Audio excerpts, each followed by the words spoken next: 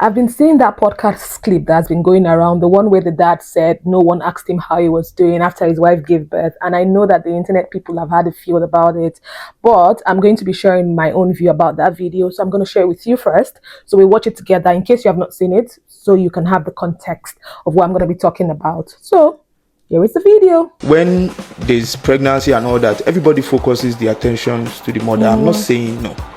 They deserve it. It's like that's a whole lot of job.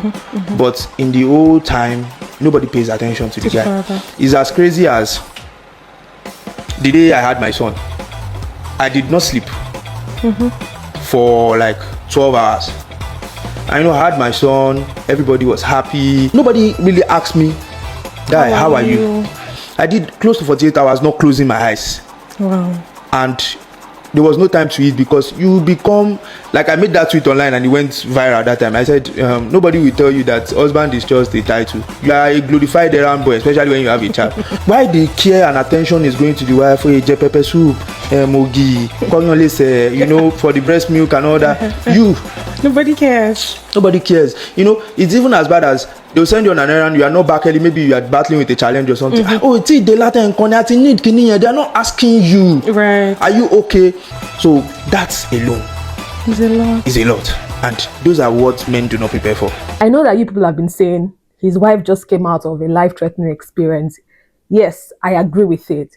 Why should anyone be checking on you? Why should anyone be asking how you feel? And you're right. As an advocate and a safe birth, healthy birth person, I know for a fact that birth is intense and mothers do go through so much.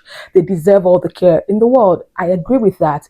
But I want to say clearly that two things can be true at the same time. A mother can be recovering from birth and the father can also be silently struggling. This is the part we are missing in this whole conversation, that these two things can coexist.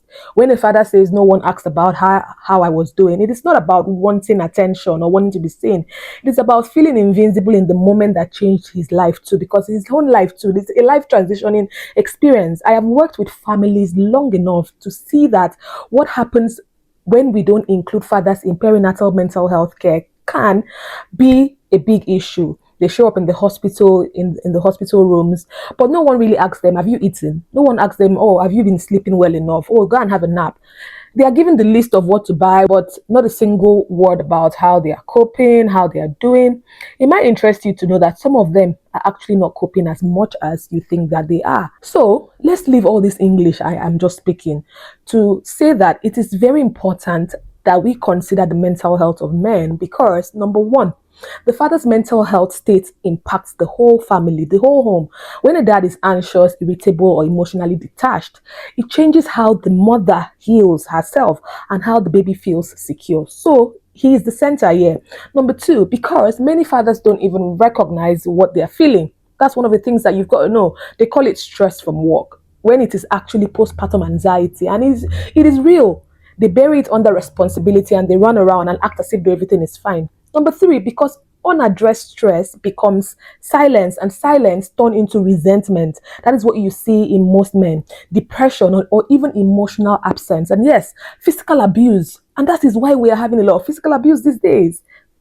Number four, because fatherhood is an identity shift in itself. A man goes from being a partner to being a protector, a provider, and sometimes he feels like he has no space left to just be the human that he's supposed to be.